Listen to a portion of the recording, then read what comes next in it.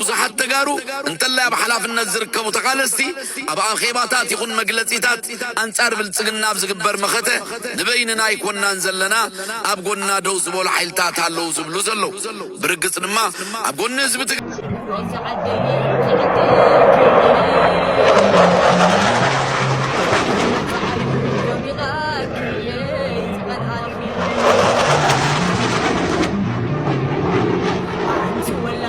ቃልሶም እታዝበር ትዕት ቃልሰም ሚዲያ ስለዝኾነት እዚኣ እንደንስ ዓራሞ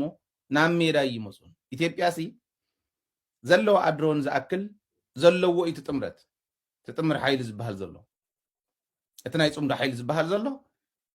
እንተንኣሰ ክንድና ኢትዮጵያ ዘለዎ እዩ ሰላም ከመይ ትጸንሑ ክብራት ተኸታተልቲ ንኹልኩም ኤርትራውያን ተጋሩን ኣሕዋትና በብዘለኹም ሰላም ራህዋ እንዳተመነኹልኩም ሎም ድማ ኣብ ማሕበራዊ ሚድያ ክዘውሩ ካብ ዝውዕሉ ኣዝዮም መዘራርብቲ ዝነብሩ ዛዕባታት እተን ዝተመረጻ ሒዘልኩም ቀሪበለኹ ክብራት ተኸታተልቲ እዚ ቪድዮ ምጅማርኩም ግን ላይክን ሰብስክራይብን ምግባር ከይትረስዑ እዚ ብምባል ናብ ዝቕጽል ናብ ዛይ ስታሊን ቪዲዮና እንቀጽል። በመሃል መቀለ በሁለት ቦታዎች ላይ የድሮን ጥቃት ተፈጸመ። 176 ሚሊዮን ዶላር የወጣበት ኢሳያስ ያስተከሉት አየር መቆጣጠሪያ ራዳር ወደመ። ግብፃውያንና አውሮፓውያን ቴክኒሻኖች የጥቃቱ ሰለባ መሆናቸው ተነገረ። በአዲስ አበባ ጉዳይ ሁለቱ ወሳኝ ጉዳዮች ታወቁ። ከምክክር አዳራሹ የተሰማው አዲስ መረጃ በመቀለ ከተማ ከባድ የተባለ የድሮን ጥቃት መፈጸሙ ተሰምቷል። ዛሬ ነሐሴ 14 2018 ዓ.ም ከረፋዱ 5 ሰዓት አካባቢ መቀለ ከተማ ዳሮ በተባለ ቦታ ላይ ከባድ የተባለ የድሮን ጥቃት መፈጸሙ ተሰምቷል። ረፋድ 3 ሰዓት የጦር ሄሊኮፕተር አይተው እንደነበረ የጠቆሙት ምንጮች የድሮን ይመስላል ብለዋል። መቀለ የድሮን ጥቃት ለመከላከል ጂፒኤስ እንዳይሰራ ህወሓት ሲሞክር እንደነበረ መዘገቡ ይታወሳል። የህወሓት ቡድን ከትግራይ ወገኖች ጉሮሮ ነጥቆ ከወርቅ ዝርፊያ ባካበተውና ጸረ ኢትዮጵያ ኃይሎች በለገሱት ገንዘብ በ176 ሚሊዮን ዶላር በመግዛት መቀለ ኩሃ አየር ኃይል ግቢ የተከለው ራዳርም በዚሁ ጥቃት ዶግ አመድ ሆኗል ሲሉ በስፍራው የሚገኙ ምንጮች ገልጸዋል። 3 የምስራቅ አውሮፓ ዜጎች ጨምሮ የግብጽና የሻቢያ ቴክኒሻኖች እንዲሁም አስቀድሞ የኢትዮጵያ አየር ኃይል የራዳር መሳሪያ ባለሙያ የነበሩ የህወሓት ታጣቂዎች በጥቃቱ ሰለባ እንደሆኑም እየተነገረ ይገኛል። በዛሬው ዕለታዊ የውጭ ምንዛሬ ዋጋ የወደመው ራዳር ዋጋ 28 ቢሊዮን 213 ሚሊዮን 891200 ብር የሚያወጣ እንደነበረም ታውቋል። የፌዴራል መንግስት የሰላም ጥሪን አልቀበልም ባለው ህወሓት የጦር ካምፖችና የመሳሪያ ክምችቶች ላይ እርምጃ እየወሰደ እንደሚገኝ የሚታወቅ ሲሆን የዛሬው ጥቃትም የዚሁ እርምጃ አካል እንደሆነ ተጠቅሷል። በመቀለ የድሮን ጥቃት የተፈጸመው በሁለት አካባቢዎች ሲሆን አንደኛው ዳዕሮ በሚባለው ሰፈር ሲሆን በተጨማሪም በከተማው አካባቢ በሚገኘው የአየር ኃይል ካምፕ ሌላ ጥቃት መፈጸሙን የተገለጸው ህወሓት መቀለልና ዙሪያዋን በጸረ ድሮን አጥሪያታለሁ በማለት ውጊያው ከመቀስቀሱ በፊት በብዙ ሲያደናገር እንደነበር የሚታወቅ ሲሆን ነገር ግን ማክሰኞ ዕለት ከመቀለ 12 ኪሎ ሜትር ርቀት በምትገኘው የእንደርታ ወረዳ ዳንዴራ ቀበሌ አሁን ደግሞ ይባስ ብሎ በመሃል መቀለና በአየር ኃይል ካምፕ ውስጥ ጥቃት መፈጸሙ ህወሓትን በብዙ ነጥብ ያስጣለው ነው ተመዝግቧል። ህወሓት በሸረሪና አህዱ ብሎ ጥቃት ከከፈተበት ጊዜ አንስቶ በርካታ ሰራዊቱን በሞትና በምርኮ ያጣ ሲሆን ከምንም በላይ ከግብጽ ተልከው በኤርትራ አድርገው በህወሓት እጅ ገብተው የነበሩ መሳሪያዎች በአየር ኃይል የተጠና ጥቃት በአብዛኛው በሚባል ደረጃ ከጥቅም ውጪ መሆናቸው ነው እየተነገረ የሚገኘው። በሸረና ውጊያ በርካታ ሚሊዮን ዶላር የወጣባቸው መሳሪያዎች በመከላከያ እጅ መግባታቸው ዓለም አቀፍ ሚዲያዎች ሳይቀር የዘገቡት እውነት ሲሆን አሁን ደግሞ 176 ሚሊዮን ዶላር የወጣበት ራዳር ዶግ አመድ መሆኑ መነገሩ ህወሓት ከዚህ በኋላ እየቀረው ምንድነው የሚል ጥያቄ እያስነሳ ይገኛል። እስካሁን ድረስ ከፌዴራል መንግስቱ ስለተፈጸመው ጥቃት ምንም ያልተባለ ሲሆን ህወሓት ደግሞ በማህበራዊ ሚዲያው በኩል ባሰራጨው መግለጫ የብልጽግና መንግስት የዘር ማጥፋት እርምጃውን ቀጥሎ አሁንም በመቀለ ከተማ ሁለት ቦታዎች ላይ ጥቃቶችን ፈጽሟል ብሏል። አንደኛው በሐወልቲ ክፍለ ከተማ መሞና ዞን 27 አዳማሪያ አቅራቢያ ነው ያለ ሲሆን በጥቃቱ ሁለት ጎልማሶች ሕዚ ሸረሪና ኣብ ኢድ ሰራዊት ትግራይ አለ صباح ማለት لما አንተ ደውይሉ ዝኾነ ሰብ ከረጋግጾ ዝኽእል ሓሶት ንምንታይ ይሕሱ እዩ ዘሎ ድሮን ተላዒላ ምናምን ድሮን ይነበረ ሓሶት ይብል ኣነ ባዕለይ ኣለኹ ትመርትዑልኒ እንታይ ተኣምራት ወሪድዎ ከመይ ዝበለ ማለት ቤተሰብና ከሓፍሩ እዮም በኣና ኢሎም ዶ ይዛረቡን እዮም ክብል ደልየ ኣነ ካብቶም ዝተማረኹ ቆልዑ ዝፈልጦ ኣሎ ገጣሚ ምስ መፀ ያው ተፀጊሙ ብቐረባውን ምሳና ዝሰርሕ ዝነበረ ቆልዓ እዩ ፅቡቕ ኣብዚውን ፅቡቕ መልእኽቲ ኣሕሊፉ ምሳና ይሰርሕ ነይሩ ኢሉ ሰሎሞን ማዓሾ ባንዳ እዩ ምንም ጥርጥር የብሉን ባንዳ እዩ ባንዳ እዩ ጥራሕተ ይኮነ ነቶም ኣብ ዓድዋ ዝሕምሱ ዘለዉ ኣብ ኣኽሱም ዝሕምሱ ዘለዉ ባንዳታት ዝመርሕ ዝነበረ ባንዳ እዩ በዓል ሃበኒ እዮም በዓል ጌታሁን ጋዳ ምስ ሰብዚዩ ዘዋ እንዳመርሐ እንዳሃለወ ዘዋ ኮሚቴ ኮይኖም ምስኡ ዝነበሩ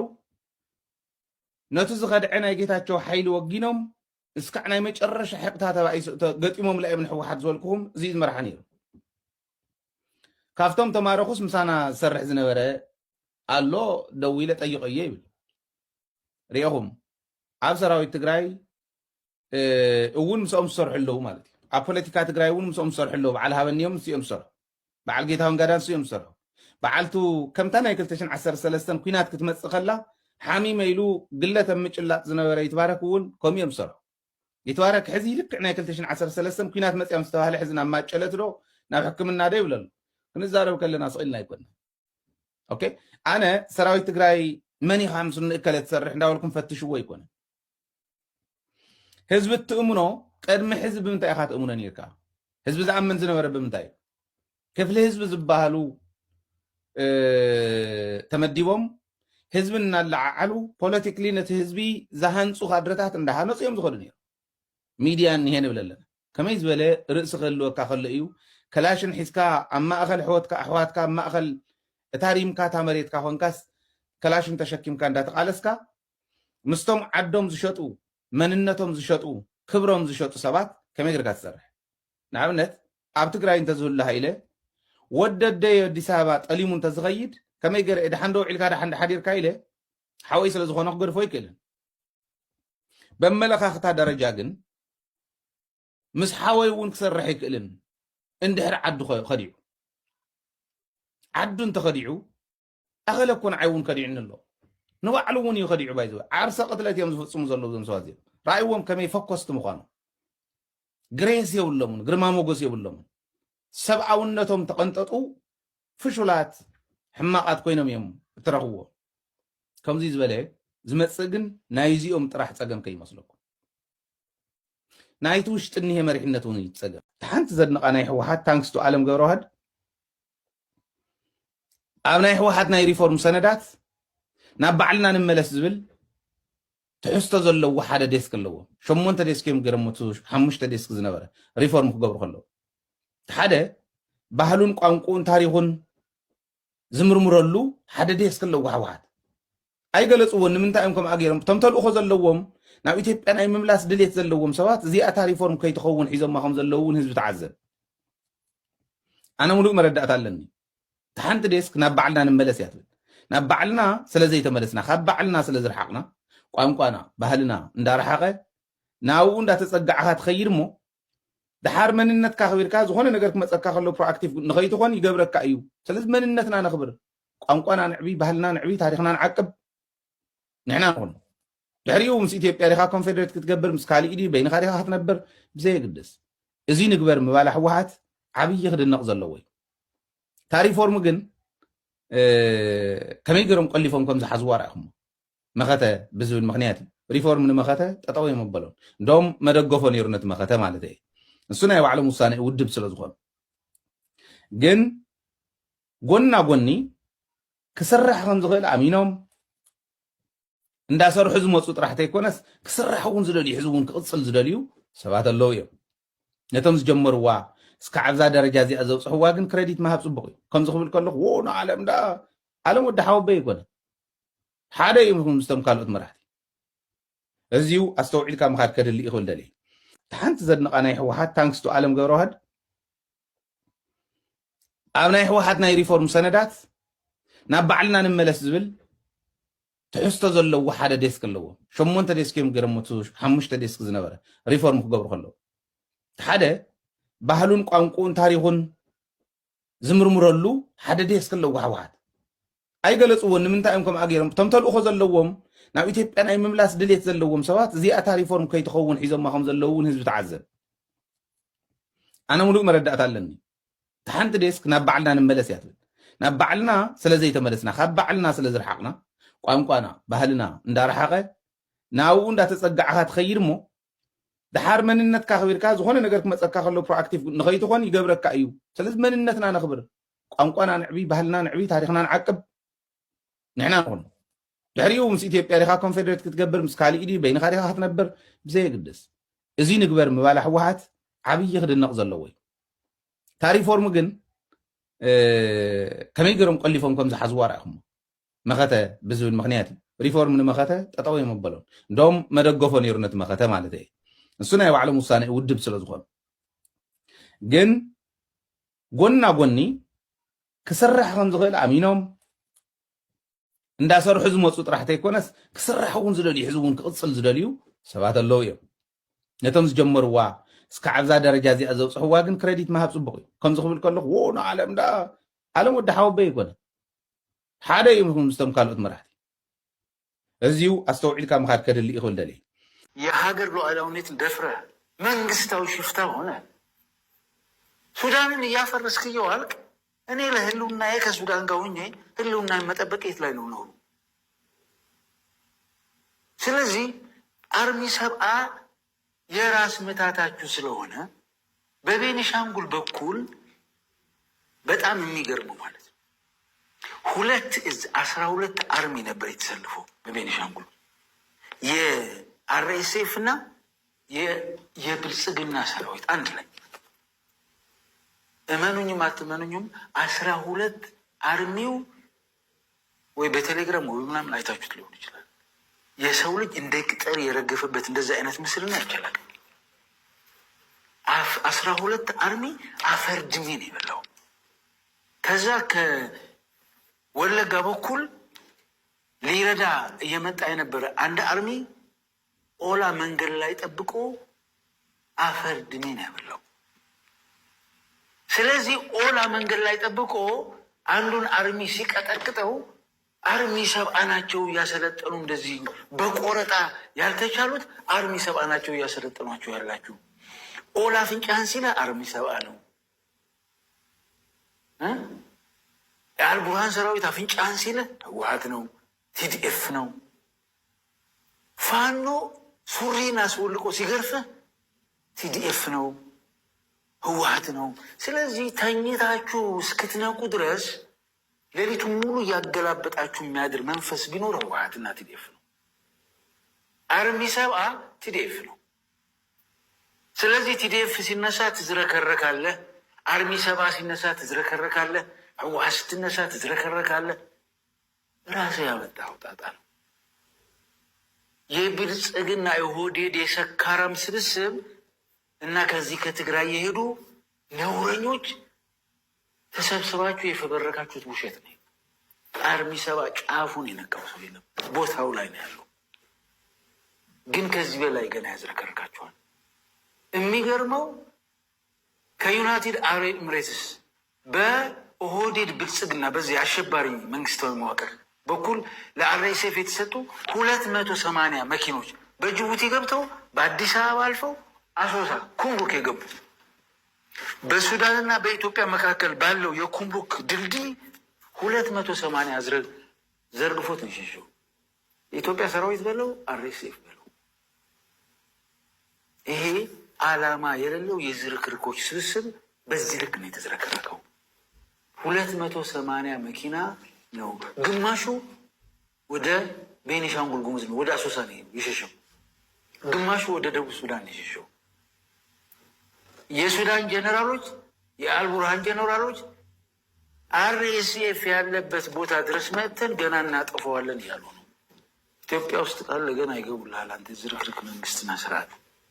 የተዝረከረከ ሰራዊት ይዘህ ስትፎክር ደግሞ ትውላለህ። ምን አድርገህ አንተ የሚያሳብዱ። በጣም የሚያሳፍረው ነገር ኢትዮጵያ ውስጥ ከትግራይ ከሄዱት ዝርክርኮች ውጭ ይህን ስርዓት የሚደግፍ አንድም ሰው የለም። አንድም ከነዚህ ከትግራይ ከሄዱ የብልግና ጥጎች ውጭ ማንም የሚደግፈው የለም። ስለዚህ አርሚ ሰብአ የሚያዝረከርካቸው ስለተደበደቡ ነው።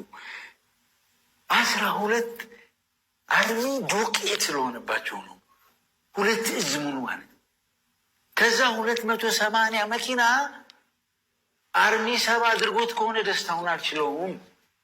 አርጎታል አላረጎም ሌላ ጉዳይ ሆኖ፣ አርጎት ከሆነ ግን 280 ፓትሮልስ ከዩናይትድ አረብ ኤሚሬትስ ተዝረክርከው የመጡ ላፍ ነው ያደረጓቸው። ይሄ ነው የሚያዝረከርክ፣ ሌላ አይደለም። ከዛ ከወለጋ ስትዝረከረክ ኦላ ጠብቆ ዱቄት አረገ እና እንዳንተ አይነቱ ዝርክርክ ወሮ በላ ነፍሰ በላ መንግስት እንደፈለክ ልትፈነጭ ማን ይፈቅድልሃል? ይሄ የጥምረቱ መጠናከርና እድሜህን እንደሚያሳጥር ስለገባ ነው የምትዝረከረከው።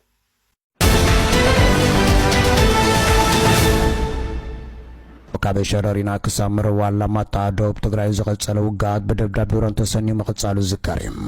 ትማሊ ኣብ ከባቢ ጨቡበር ቆቦ ዝነበረ ኩናት ስዒቡ ብክልቲኦም ወገን ሓያል ሞትን መቆሰልትን ከም ዘጋጠመን ብወገን ትግራይ ፋኖን ዝቆሰሉ ናብ ማይጨውን ኮረምን ሆስፒታላት ከም ዝኣተውን ብወገን ፌደራል ድማ ናብ ሆስፒታል ወልድያ ከም ዘዕለቕለቑ ኣብ ዝሕበረሉ ዘሎ እዋን ውፅኢት ናይቲ ኩናት ስዒቡ ኣብ መንጎ ዕጡቓት ፋኖን ሕወሓትን እውን ምትፍናን ከም ዘሎ ተሓቢሩሎም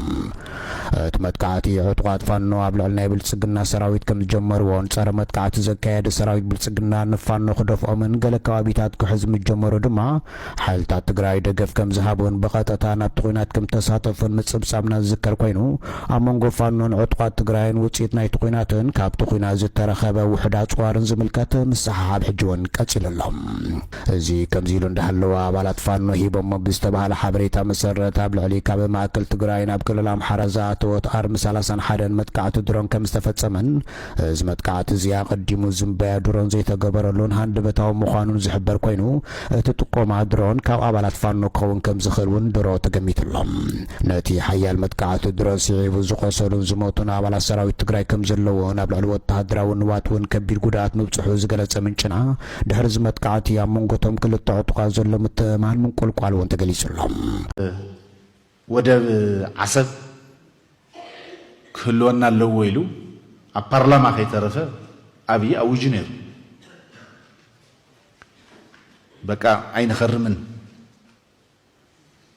ገሊኦም ናይ ኦሮሚያ ሰበስልጣን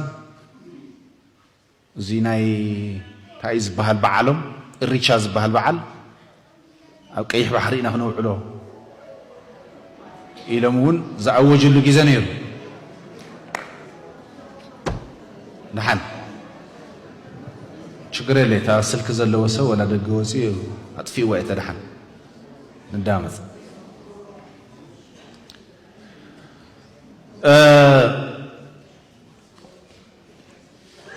እታ ኩናት ለይትተርፍ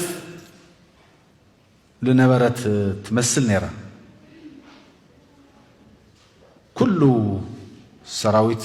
ናይዚ ዓዲ ኣዛዚ እየ ዝብል ይኹን ፖለቲካዊ መራሒ ይኹን ኣብ ደገ ኣብ ኤምባሲ ዝሰርሑ ይኹኑ ብዛዕባ ዓሰብ ብዙሕ ተዘሪዩላ ካብ ሎሚ ናጋ ክጅምርዋ እዮም እታ ኩናት ኢልና ለምንታይ ተሪፋ ይመስለኩም? ለምንታይ ተሪፋ? ስለለይደልያ ዓሰብ ስለለይደልያ እታ ባሕሪ ስለዘይደልያ ተጽምዶ ያጠንኪራ ተጽምዶ ጠንኪራ ተንዘለዋ ዓቕምታቱን ተወዲበን እንተ ተጀሚርዋ መወዳእታ ኣብ ባዕሉ ከም ትኸውን ስለ ዝፈለጣ ብይሕዳር ኣጽኒሕዋ የሓደጋ ይኸዘለ ከተማ መቐለ ብሓይሊ ኣየር ኢትዮጵያ መጥቃዕቲ ኣየር ከም ዝተፈጸመ ተገለጹ። ሎሚ 14 ነሓሴ 2018 ዓ.ም ሰዓት 5:10 ረፋድ ሓይሊ ኣየር ኢትዮጵያ ኣብ ከተማ መቐለ ናይ ሚግ ነፋሪት ደብዳባ ኣካይዱ። እቲ መጥቃዕቲ ኣብ ከተማ መቐለ ከባቢ ዓዲ ሽምድሕን እንዳ ማርያምን ዳዕሮ ኣደባባይ ወሲኹ ኣብ ክልተ ዝተፈላለዩ ቦታታት ከም ዝደብደበ ተሓቢሮም ካብ ንግሆ ጀሚሩ ኣብ ዒላላ ችግን ጣብያ እንዳታፈረ ክልተ ታንክታት ዝሓዘት ሎቤድ ከም ዝነበረት ዝግለጽ ዘሎ እንትኸውን በት መጥቃዕቲ ዝበጽሐም ናይ ሰብ ንብረትን ጉድኣት ክሳብ ሕዚ ተፈለጠን። ሎሚ ዕለት 14 ነሓሴ 2018 ዓ.ም ሰዓት 5:10 ረፋድ ሓይሊ ኣየር ኢትዮጵያ ኣብ ከተማ መቐለ ደብዳቤ ሚግ ነፋሪት ከም ዝፈጸመ ካብቲ ከባቢ ዝወፁ ዘሎ ሓበሬታታት የረድኡ። እቲ መጥቃዕቲ ኣብ ክልተ ዝተፈላለዩ ናይቲ ከተማ ከባቢታት ከም ዝበጽሐም ዓይኒ መስኻኽራት ይገልጹ ኣለዉ። ከምቲ ዝተረኸበ ሓበሬታ እቲ ደብዳብ ኣብ ከባቢ ዓዲ ሽምድሕን እንዳ ማርያም ዳዕሮ ኣደባባይ ከም ዝተፈጸመ ተገሊጹ። ብተወሳኺ ካብ ንግሆ ጀሚሩ ኣብ መቐለ ዒላላ ችግን ጣብያ ፍሉይ ቦታ እንዳታፈረ ዝተባሃለ ከባቢ ክልተ ታንኪ ዝፀዓና ሎቢድ ተሽከርከርቲ ከም ዝነበራ እውን ክግለጽ ጸኒሑ እዩ። እቲ መጥቃዕቲ ኣብ ዝተፈላለዩ ክልተ ቦታታት መጽሑ እንተተረጋገጸ እውን በቲ ደብዳቤ ዝበጽሐ ናይ ሰብ ወይ እውን ንብረት ጉድኣት ኣሎ ዶ የለን ዝብል ሓበሬታ ክሳብ ሕዚ ብንጹር ኣይተፈለጠን። ኣብ ውግእ በ82 ዓመተ ምህረት ከ508 ግብረ ኃይል ወንድሞችህ ጋር ተማርከህ ወደ ሳህል ተራራ ወደ አራረብ ሸለቆ ስትመጣ ተዘክሮን የርካደው ይዘከረካደው እስኪ ላስታውሰህ ተረኛ ሁነህ የምግብና ተረኛ ወተት በጥብጥ ስትባል በአንድ ሸንኬሎ ውሃ አንድ ጀሪካ ገልብጠህ ወተቱን ወደ ውሃ የቀየርከው የበጨበጭከው አንተ አይደለህም? ጓደኞቹ አይደሉም እንዴ? አየ ባጫ በጨበጭከው ያለው እንዴት ይሄን ትረሳለህ? ወተት ይበጠብጥልን ነበርና እኔ ዛሬ ወተት በጥብጬ ላጠጣችሁ ብሎ ይሄ ለእርዳታ የሚመጣ ወተት ከዛ ዝም ብለን ትንሽ ትንሽ እየወሰድን የምንጠጣው በጣም ከመጠን በላይ ውሃ ጨምሮበት በጠበጠና አንዳንድ ብርጭቆ መጠጣት ሲገባ ሶስት አጠጣ። ስለዚህ አንዱ አንበጫበጭ ከዋለ እዛ ባጫ ሆነ። ነፈርቲ ኢትዮጵያ ኣብዚ መጽሉ እዋን ሸበድበድ እንዳበልካ ዝተሓባኣሉን ዝተዓቀብካሉን ሽንጥሮታት ሳህል ከመይ ጌርካ ትርስዖም? ትማል ካሊ ሎሚ ካሊ ሆንካ ናይ ሓሶት ዘረባ ብናይ ሓሶት ዘረባ ንመንሰይ ኢትዮጵያ ጎሳጉስካ ሕጂኻ ነዳግማይ ነሳልሳይ ኩናት አገብ ነው አንምለካ አገብ እናንምለካ አለው አመሬቱ አለው አወሰናሰን ደንበሩ ፍንክችማ ያደርግም ታውቃታለህ ግንባር ቡሬ አቲና አያፍረናን ተጨፍጭፍና ተሪፍና ዝበልካላ እሳያ ህጁን ትጽበየካ አለና በሁሉ ክንፍታት መጻ ከመአመልካ ተራፈ የህወሓት አመራሮች ላይ ያነጣጠረው የዛሬው የድሮን ጥቃት በዛሬው ዕለት በመቀሌ ከተማ በሁለት የተለያዩ ቦታዎች በተለያዩ ሰዓታት ሁለት የድሮን ጥቃቶች መፈጸማቸው ታወቀ። ህወሓት የፌዴራሉን መንግስት ለመጣል የጦርነት ዝግጅት እያደረግኩ ነው ማለቱን ተከትሎ ውጥረቶች ተባብሰዋል። ከሰሞኑም በመቀሌ አቅራቢያ አንድ የድሮን ጥቃት የተፈጸመ መሆኑ የሚታወስ ሲሆን መቀሌ ከፕሪቶሪያው ስምምነት መፈረም በኋላ በመቀሌ ድሮን ድብደባ ሲካሄድ የዛሬው የመጀመሪያው ነው። ድብደባዎቹ በውጊያ ወቅት እንደዚሁም የተጠኑ ቦታዎች ላይ በሚደረግ በሚመስል ድብደባም አንድ ቦታ ላይ የሚታዩ ድብደባዎች እየተስተዋሉ ነው። በህወሓት በኩል የድሮን ድብደባ ተፈጽሟል፣ በሰላማዊ ሰዎች ላይም ጉዳት ደርሷል የሚል መረጃ ለፈረንሳዩ የዜና ወኪል ኤኤፍፒ ተሰጥቷል። የድሮን ጥቃቱን በተመለከተ እስካሁን ባለው ሁኔታ በፌዴራሉ መንግስት በኩል ምንም የተባለ ነገር የለም። ህወሓት ጥቃቱን በተመለከተ በድርጅቱ ምክትል ሊቀመንበር አቶ አማኑኤል አሰፋ በኩል እንደዚሁም በክልሉ ኮሚኒኬሽን ቢሮ በኩል ባወጣው መግለጫ አስታውቋል። የክልሉ ምክትል ፕሬዝዳንትና የህወሓት ምክትል ሊቀመንበር አቶ አማኑኤል አሰፋ ለፈረንሳይ ዜና ወኪል ኤኤፍፒ በሰጡት ማብራሪያቸው በመቀሌ ከተማ ውስጥ ዛሬ ጠዋት የድሮን ጥቃት ተፈጽሟል፣ ኢላማ ያደረገውም የመኖሪያ ቤት አካባቢ ነው ብለዋል። አንዳንዶች የዛሬዎቹ የድሮን ጥቃቶች የኢላማ ትኩረት የህወሓት አመራሮችን ታሳቢ ያደረገ ነው የሚያሉበት ሁኔታ ታይቷል። የኦስሎ ኖርዌይ ዩኒቨርሲቲ ኮሌጅ ባልደረባና የኢትዮጵያ ጉዳይ አጥኚ ጄቲል ትሮንቮል ተደጋጋሚ የድሮን ጥቃት በሰላማዊ ሰዎች ላይ የተሰነዘረ የዘፈቀደ ጥቃት አይመስልም፣ የድሮን ጥቃቶቹ የህወሓት ከፍተኛ ባለስልጣናትን ለመግደል ያለመ ሳይሆን አይቀርም ማለታቸውን የዶቼ ቬለ ዘገባ አመላክቷል። የመንግስት ደጋፊ የሆኑ የማህበራዊ ሚዲያ አንቂዎች የዛሬዎቹ የመቀሌ ድሮን ጥቃቶች ኢላማቸውን የመቱ ናቸው በማለት የገለጹበት ሁኔታም ታይቷል። እነዚህም የማህበራዊ ሚዲያ አንቂዎች ተንቀሳቃሽ ምስሎችን አያይዘው ባጋሩት መረጃቸው ሁለቱ ተከታታይ ድሮን ጥቃቶች ኢላማቸውን መትተዋል። መቀሌ አሉላ አባ ነጋ ኤርፖርት አጠገብ የሚገኘው የህወሓት የጥይትና የጦር መሳሪያ ማከማቻ ወድመዋልም ብለዋል። የትግራይ ቴሌቪዥን በመቀሌ ዳይሮ ቦታ የተፈጸመ መሆኑን አስታውቆ ሰላማዊ ሰዎች የጥቃቱ ሰለባ ሆነዋል ብለዋል። የትግራይ ክልል ኮሚኒኬሽን ጉዳዮች ቢሮ ሐሙስ ነሐሴ 14 2018 ዓ.ም የተፈጸመው አንደኛው ጥቃት በሐውልቲ ክፍለ ከተማ ሞሞና ጣቢያ ቀጠና 27 ዕዳ ማርያም አካባቢ በሚገኙ መኖሪያ ቤቶች ላይ መሆኑን አስታውቋል። በህወሓት በኩል እየተሰሙ ባሉት ተከታታይ ድሮን ጥቃቶች እንደዚህና እንደዚህ አይነት ወታደራዊ ጉዳቶች ደረሱብኝ ያለበት ሁኔታ አይሰማም። የፌዴራሉ መንግስት ስለ ድሮኖቹ ድብደባ እንደዚሁ ደረሱት ስለሚባሉት ጉዳቶችም ቢሆን እስካሁን ባለው ሁኔታ ምንም ሲል አልተሰማም። ዛሬ ጠዋት በደረሰው የመጀመሪያ ድብደባ ቢያንስ 13 ሰዎች መቁሰላቸውን ሐኪሞች ማስታወቃቸውን የመቀሌው የአይደር ሆስፒታል ላይ አስቸኳይ ሕክምና ክፍል ኃላፊ ብርሃኑ ኃይለማርያም ለአዛንጅ ፍራንስ ፕሬስ መናገራቸውን የቢቢሲ ዘገባ አመላክቷል። የክልሉ ኮሚኒኬሽን ቢሮም ዛሬ ሐሙስ ነሐሴ 14 ቀን 2018 ዓ.ም በወጣው መግለጫው በመቀሌ ከተማ የተለያዩ አካባቢዎች በተፈጸመ ድሮን ጥቃት ከ13 ሰዎች በላይ ጉዳት ደርሶባቸዋል ሲል አስታውቋል። ከቁስለኞቹ 3ቱ በጠና መጎዳታቸውን ዶክተር ብርሃኑ ማስታወቃቸውን ያመለክተው ኤኤፍፒን ዋቢ ያደረገው የቢቢሲ የመጀመሪያው የሰው አልባ አውሮፕላን ጥቃት ያደረሰው ጉዳት በውል ሳይታወቅ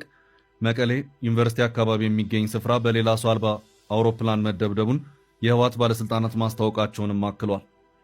አዣንስ ፍራንስ ፕሬስ የጠቀሳቸው የህወሓት ባለስልጣናት ሁለተኛው ጥቃት ጉዳት ስለማድረስ አለማድረሱ ያሉት ነገር አለመኖሩንም ቢቢሲ በዘገባው አክሎ አመላክቷል። ቢቢሲ ተፈጸመ ስለተባለው ጥቃት ከገለልተኛ ወገን ማጣራት አልቻልኩም ሲል አስታውቋል። በራያ አላማጣ መረዋ በተባለ አካባቢ እንደዚሁም ከመቀሌ 15 ኪሎ ሜትር ርጋ በምትገኘው ዳንዴራ በተባለች ቦታ የድሮን ጥቃቶች መፈጸማቸውን የቀደሙት ዘገባዎች ያመለክታሉ። ህወሓት በሌተናል ጀነራል ታደሰ ወረደ የሚመራውን የትግራይ ጊዜያዊ አስተዳደርን አፍርሶ ለ2 ዓመት ደም ያፋሰሰው ጦርነት ከመነሳቱ በፊት በፌዴራሉ መንግስት ህገወጥ የተባለውን ምርጫ አካሂዶ የመሰረተውን ምክር ቤት ከፕሪቶሪያው ስምምነት ውጪ መመለሱ ነገሩን ያከረረው ሆኖ ይታያል። ህወሓት ከዚህም በተጨማሪ ፕሪቶሪያውን ስምምነት ውድቅ አድርጌዋለሁ በማለት በአሜሪካና በአፍሪካ ህብረት ጭምር የተደረጉትን ውጥረቶች የማለዘብ እንቅስቃሴዎችንም አልቀበልም ማለቱ እንደዚሁም ከሀገር ውስጥ ታጣቂዎችና ከጎረቤት ሀገራት ጋርም ጽምዶ የሚባል ህብረትን ፈጥሬ ፌዴራሉን መንግስት ለመጣል ቆርጫለሁ በማለት በይፋ መናገሩ ጥረትን ፈጥሮ ነገሮችን የጦርነት አመላካች ወደሆኑ ግጭቶች እንዲያመሩ እያደረጋቸው መሆኑም እየተነገረ ነው። እስካሁን ባለው ሁኔታ ህወሓት ወደ ለየለት ጦርነት ባይገባም በተወሰኑ አካባቢዎች ግን ትንኮሳ የቀሰቀሰባቸው ውጊያዎች ተካሂደዋል። አንደኛው የትንኮሳ አቅጣጫ ኢትዮጵያ፣ ሱዳንና ኤርትራ በሚዋሰኑበት ድንበር ላይ ሸረሪና በተባለ ቦታ ሲሆን ሌላኛው በቆቦ ራያ ነው። በሸረሪናው አቅጣጫ መንግስት ጠንከር ያለ ወታደራዊ ምቱን እንዳሳረፈና ከሱዳን ተንደርድረው ጥቃት የሰነዘሩት የህወሓት ታጣቂዎች ወደ ተነሱበት ሱዳን ያፈገፈጉ መሆኑንም በዚያው ሰሞን የወጡ ዘገባዎች ማመላከታቸው የሚታወስ ነው። ሳሞራ እዩ አባሪሩኒ በሳሞራ ጊዜ ስለዚህ አነ ግን ዝሐስቦ ስለ ሳሞራ ወይም ደብረጽዮን ወይም ስለ ህወሓት ምናምን እናቆጸርኩ አይከድም። አነ ህዝቢ ትግራይ መሬት ትግራይ እዩ ዝሐስበኒ ተፈከል yes ስለዚህ ለህዝበይ ደግሞ ማንኛው ዋላ ለደብረጽዮን ኮድ ጽሒፈል ለኮ ዝገርመካ አነ ከመጽእ ክሕግዘኩም ይለዮ ግን አይመለሰይ ልፋኖ መጽእ ክሕግዘኩም ይለዮ መልሶም ይለይ አይገርመካ ቴንክ ዩ አው ኮይንካ ትቃለስ አብዘለካዮ ኮይንካ ሓግዘና በደለይ ሰዓት ንጽውዓካ ኢና ኢሎም ይፋኑ ቴንክ ዩ አይባሉ ዚያቶም በጣም ንፎር ለለ ሲኻ ሆንዶሎ ለዓንዳ ነገረካስ ህዝብ ትግራይ ኮይ እና ባዕሉ ዘመነ ካሴ ማለት እዩ በቃ ስሙ ምልዓለ ቴንክ ዩ ክብሎ ይግባ ደብረጽዮን ሰምዕ ሱቅ እቶም ካልኦት ማሕዙት ያው ዘለው መልሲ ኮይለ ዋላ ውጽናሕ ዋላ ከምዚ ግበር ምናምን የለን ክሕግዘካ እናበልካዮ ክሕገዝ ዘይደሊ እዩ ሓደ ግን እዚ ተሓድጎ ኣነ ሓዲገዮ ንሳቶም ህልውና ህዝቢ ትግራይ ዝረጋገጽ ኣብ መቃብር ጄኖሳይዳዊ ስርዓት ብልጽግና እዩ ዝብል ብግልጺ ምስ ህዝብና ተማይጥና ንኣብነት ሪጂም ቻንጅ ኣብ ዝኾነ ዓዲ ኣብ ግዛዕ ካብኡ ዝገድድ ጋኔን እንተመፀካ እንታይ ትገብር ማለት ስቶሪ ኢልካ ክትከይደለካ ሶ ኣብ ዓቕምና ውሽጢ ዓቕምና ይመስረት ንዑ ህይወት ንዝረኣሉ መጀመርያ ኩሉ ዛሬ እቲ ክባን ዕፅዋን እዚ እንተቐጸለኸ ህይወት ዝረኣሉ መፍትሕ ምጽእ ንዝዩቱ ነዊሕ ሪኢኻ ቃልሲ ዘድልዮ ኩሉ ግዜ ንኢሳያስ ኣፈወርቂ ወይ ከዓ ንፕረዚደንት ኢሳያስ ኣፈወርቂ ኩሉ ግዜ ህዝቢ ኤርትራ ዝወሰሉ ሓደ ነገር ኣሎ ንሱ ድማ እንታይ መሲሉ ኩሉ ግዜ ኢሳያስ ኣፈወርቂ ክዛረብ እንከሎ ኣብዚ ሓለፈ 30 ዓመት ብምሉእ ዘረባታቱ እቲ ዝበዝሕ ደቃይቅ ብዛዕባ ኢትዮጵያ ይዛረብ ኢትዮጵያ ኣብ ዞባ ጎብለልያ ኢትዮጵያ ኣብ ዞባ ክትቀስና ኣለዋ ኢትዮጵያ ሓሚምና ኢና እቲ ዝገርም ግን በየነውን ብዛዕባ ሩሓ ኢትዮጵያ ክነግረና ፀኒሑ ንኣብነት ኣብዚ ዘቕረቦ እንታይ እዩ ዝብል ንኢትዮጵያ ስግኣት ዘይከውን መንገዲ እዩ ዝብል ዘሎ ንኤርትራ ስግኣት ዘይከውን መንገዲ ኸ እንታይ ክንብል ኣይግባእን ድሓር ብመሰረቱ ናይ ፀጥታ ሕቶ ኢትዮጵያ እንተለዋ ኣብ ቀይሕ ባሕሪ ዘሎ ፀጥታ ናይ ቀይሕ ባሕሪ ሃገራት ጥራሕ እንዳ ዝውስኖ እምበር ናይ ቀይሕ ባሕሪ ዘይኮነት ሃገር መፅያ ፀጥታ ቀይሕ ባሕሪ ክሕሉ እንተ ኢላትና እሞኻ ከም ኢትዮጵያ ዝኣመሰለት ሃገር ኣብ ዓሰብ ዘለዋ ኢንቴንሽን እሞኻ ኣብይ ኣሕመድ ዝመራሓ ኢትዮጵያ ኣብ ቀይሕ ባሕሪ ናይ ፀጥታ ውሕስነት ክህሉ ኣብኡ እንድሕር ደኣ ናተይ ሓይሊ ባሕሪ ከቐምጥ እየ ወይ ከዋፍር ኢላትናስ ሕራይ ክንብላ ስግኣት ኣለና ንሕና ብዓብዩ ካብ ኢትዮጵያ ካብ እታ ሃገር እኮ ዓሰብ ናተይ እዩ ኣትብል ደላ ባሕሪ ክሕሉ ደልየውን ኣይኮነን ቋንቋ በየነ ግን ንዓኻ ንኽጥዕመካ ወይ ድማ ንግንባር ምንቅስቓስ ብርጌድና ሓመድ ንኽጥዕመኩም እንታይ ኹም ትገብሩ ትፍትኑ ዘለኹም ብፃልጣ ኣብይ ኣሕመድ ዘምፅኦ ዘሎ ናይ ዋንነት ሕቶ ናይ ተጠቃምነት ኢኹም ከተምስልዎ ደልዩ ዘለኹም ብመሰረቱ ቀይሕ ባሕሪ ፀጥትኡ ክሕሎ ተኮይኑስ ኢትዮጵያ እንታይ ዓቕሚ ስለ ዘለዋ እያ ንፀጥታ ቀይሕ ባሕሪ ክትሕሎ ሕቱ እኮ ይትረፍ ንኢትዮጵያ ካብ የመን ንእስራኤል ክውንጨፍ ዝኽእል ሚሳይል እዩ ዘሎ ሕጂ እዛ ኣብ ውሽጣ ምርግጋእ ፀጥታ ዘይወሓሰት ኢትዮጵያስ ኣብ ቀይሕ ባሕሪ ኸይዳስ መራኽብ ሰሪሓ ሓይሊ ባሕሪ ኣቑማስ ንቀይሕ ባሕሪ ክትሕልወልና ኣሪኪድኒ ፀጥታ ክትሕልወልና ካብ ኢትዮጵያ ኣብ ቀይሕ ባሕሪ ክትሕልዎ ትኽእል ፀጥታ እቲ ናይ ነዊሕ ዓመት ተመክሮ ዘለዎ ፈንቅል ተኣምር ዝሰርሐ ሓይሊ ባሕሪ ኤርትራ ክሕልዎ እንዶ ይቀልል ንምንታይ ኢትዮጵያ ኣብ ቀይሕ ባሕሪ ብናይ ፀጥታ ጉልባብ ኣብ ቀይሕ ባሕሪ ወተሃደራታ ክተስፍር ዝፍቀደ ናይ ቀይሕ ባሕሪ ሃገራት እተን ነቲ ዞባ ዝብፅሐን ፍሉጣት እየ በዓል ስዑድ ዓረብ ክትብል ትኽእል ኢኻ ጅቡቲ ከተምፅእ ትኽእል ኢኻ የመን ከተምፅእ ኤርትራ ከተምፅእ ትኽእል ኢኻ ገለ እንታይ ክትገብር እያ ኢትዮጵያ ክትመፅእ እሞኻ በዚ ሒዛቶ ዘላ ኣንፃር ልኡላውነት ዝኾነ መርገፅ ማለት እዩ ስለዚ ሓዊ በየ ነገር ዝገር ዘምፅኸ ካልእ ኣብኣ ክምላ ግብፂ ሕቶ ልዒላ ኣላ ኢልካ ብርግፅ ግብፂ ሕቶ ልዒላ ኣላ ኢትዮጵያ ግን ነቲ ናይ ግብፂ ሕቶ እንታይ መልሲ እያ ትህቦ ዘላ ከምቲ ንስኻ እቲ ኤርትራ ዘሎ ስርዓት ናይ ቆልዑ መልሲ ዝምልስ ዘሎ ድበልካዮ እንድሕር ንሱ ናይ ቆልዑ ኮይኑ ኢትዮጵያ ተመሳሳሊ መልሲ እያ ትምልስ ዘላ ዝኾነ ነገር ኣይገበረት ስለ ዝኾነ እያ ድማ ግብፂ ነቲ ሕቶ ተልዕል ደላ ድሓር ግን እትዩ ዝተፈላለየ ነገር ግብፂ እቲ ናይ ናይል ማይ ናብኣ እዩ ዝኸይድ ጉሩራ ኣይ ስለዚ ዘተሓዝ ነገር ኣለወን ኢትዮጵያ ኣብ ልዕሊ ቀይሕ ባሕሪ ተልዕሎ ዘላ ሕቶ ግን ናትና ልኡላዊ መሬትና ስለ ዝኾነ ኢትዮጵያ ይምልከታኒ ወናይሰ ኣይምልከታኒ ክብል ከለኹ ክትጥቀመሉ ምክርታት ሓድሕድ ክንወሃብ ክንተሓጋገዝ ብናይ ክልቴና ሶቨርኒቲ ብዘኽብር መንገዲ የስትኽክል ዘረባይ ፀገም ኣይከውን በዚ ንስኻ ምፂኻ እያ ዘለኻ ምጉት እንተኸይድና ግን ግብፂ ንኢትዮጵያ ትሓታ ኣላ ኢትዮጵያ ድማ ስቑ ኢላ ማያ ትመልእ ኣላ ማያ ትመልእ ጥራሕ ዘይኮነትሲ ግብፂ ተልዕሎ ዘላ ሕቶ ሕጋዊ ይኮነን መሰረታዊ ይኮነን ሃለውለው ይላበሉ እዮም ዝምልስሉ ዘለዉ ስለዚ ግብፂ ንግብፂ ዝተዋሃባ መልሲ ከምኡ እንተኮይኑ ኤርትራ ድማ ንናይ ኣብይ ኣሕመድ መልሲ ከምኡ መሃባ ከገርም የብሉ እንተሂባ ማለት እዩ ትማሊ ብቁንጣር ዝቁፀሩ ዝነበረ ሓይሊ ፋኖ ኣንታይ ደረጃ ወፅሒሉ መን ፋኖ በዚ ደረጃ እዚ ኣርምታት ሃኒፁ ካብ ጫፍ ናብ ጫፍ ህዝቢ ኣምሓራ ክንቀሳቀስ ኢሉ ዝሓሰበሉ 70-80 ሚእታዊ ናይ ህዝቢ ኣምሓራ ኣብ ጎኒ ፋኖ ክዓስሉ ኢሉ መን ሓሲብዎ ብርጌዳት ክፍለ ጦራት ናይ ስርዓት ብልፅግና ክድምስሱ ኢሉ መን ሓሲብዎ ኮይኑ ኣብ መንጎ ስርዓት ብልፅግናን ኣብ መንጎ ፋኖን بدرونن بأوروبلان استحجز بمدافع استحجز وجه خكاي زخل حيلي هم حراك في الطريق لمن حسيوه زبزحات تجارو انت اللي بحلاف النزر كمتقالستي أبغى خيباتات يكون مجلسيتات أنصار بالسجن نفس كبر مخته نبيننا يكون ننزلنا أبغونا دوز بول حيلتات هاللوز بلوزلو برقصنا ما أبغون نزب تجراي دوز بالدلاي سلام بوزي حدا خابز حيلتات زي حزب إرتراي حزب إرترا حزب تجراي كدقف حزب تجراي حزب إرترا دقف من رجاي كونن قد النت صوبا قرنا أفريقيا سلام كركب انتوينو حزبتات زوبا بحبار كسرحو ترايز اللوم كالا أماراتي يلن أي كونن دو حزبتات قرنا أفريقيا أما العالم زركبو ما انت سلام زكالو حزبتاتون بزكال متن كدقاقو فوقم زلو ما يماتن بخنياتو اتبدو بدرج عالم زلو بخلنا هاقرات نماز صلون سلزغونه نزن غنردو كبور بريزيدنت إسياس أفوركي أمنا عسران 4 صنبل معالتنا النت زخبركم من زخبركنن نزبي إرترا وشتن وزان بس كلهم فتوتون حد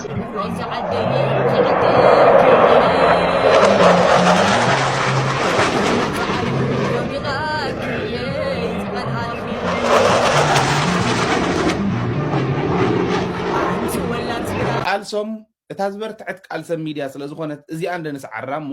ናብ ሜዳ ይመፁን ኢትዮጵያ ሲ ዘለዎ ኣድሮን ዝኣክል ዘለዎ እዩ ትጥምር ሓይሊ ዝበሃል ዘሎ እቲ ናይ ጽምዶ ሓይሊ ዝበሃል ዘሎ እንተነኣሰ ክንድና ኢትዮጵያ ዘለዎ እዩ እንተነኣሰ እዝብ ዘሎ እምበር ኩሉ ድሮን ዘይብሉ ሚሳይል ዘይብሉ የለን ኢላ ዓንቶ ይገልጸልኩም ግን ሰብ ሚሳይላት ንሰም ምዃኖም ሰብ ድሮናት ንሰም ምዃኖም ንኻሊእ ተባሂሉ ዝስራሕ ድሮን ከምዘየለ ገይሮም ክዛረቡ ከለው ዝኣምን ሰብ የለን ኢልኩም ይትሕሰቡ ኢትዮጵያ ገና ድሑር ማሕበረሰብ ዘለዋ ገና ብጣዕሚ ድሑር ከምትናህና ፖለቲካዊ ማሕበረሰብ ጌርኩም ይትሕሰብዎ ናበይ ይኸይድ ከም ዘሎ ዘይፈልጥ ንዓወጢ ጠኾስደካ እየ እንዳበለ ጉሒፉ ዘምፆም ዘሎ የማነ ፀጋም ናብ ትግራይ ይኹን ናብ ካሊእ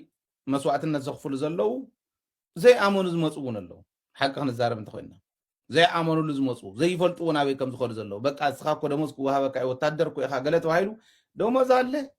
ደሞዝ ተሃሊዳ እንዳበለ እንዳተጓተተ ዝመፅእ ሞን እዩ እዚኦም መቀናጅና እንደንምራሕ እየ ኢልካ ኣይገብርዎን ስለዚ ንዑ ኣነ ማለት ዓርሰይ እናጎዳእኹ ካብ ዝኸይድ ንዓይ ንባዕለይ ናብ ሕማም ናይ ጥዕና ፀገም ከጋጥመኒ እንተዘይኮይኑ ካሊእ ፋይዳ የብሉን ንሰምዑ ይኮኑን ክብል ደልየ እና እዚ እዩ ህዝቢ ክደፍእ እንተኮይኑ እውን ኣብዚ ሕዚ ዝብሎ ዘለኹ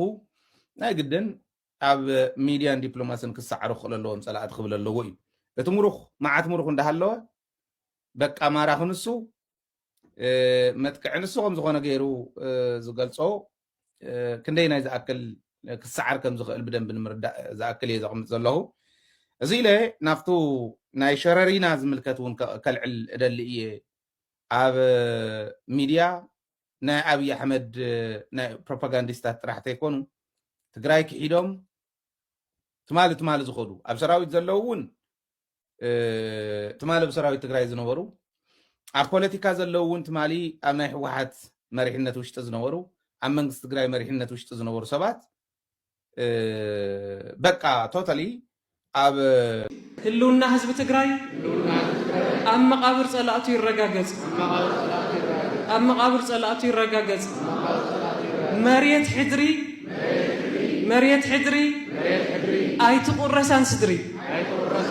ኣይትቁረሳን ስድሪ ዘለዓለማዊ ዝኽርን ክብርን ንስዋኣትና ይቐንየለን